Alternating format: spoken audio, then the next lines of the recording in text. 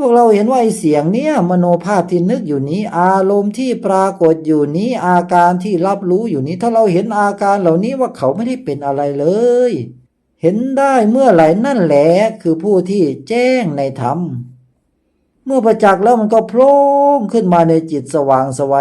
โล่งเบาขึ้นมาน้ำตาไหลเต็มหัวใจว่าโอ้จริงๆแล้วมันไม่ได้มีอะไรเลยมาหาอะไรกันรูปธาตุนามธาตุมันไม่ได้เป็นอะไรเขาไม่ได้เป็นอะไรเสียงที่พูดนี้เขาก็ไม่ได้เป็นอะไรที่รู้อยู่นี้เขาก็ไม่ได้เป็นอะไรมันไม่มีเรามันไม่มีใครมันไม่ได้มีอะไรมันไม่ต้องไปแสวงหาอะไรเพราะมันไม่ได้เป็นอะไรธรรมะเนี่ยมันเป็นเรื่องแค่พวกเราเห็นความเป็นอนัตตานั่นแหละคือธรรมะ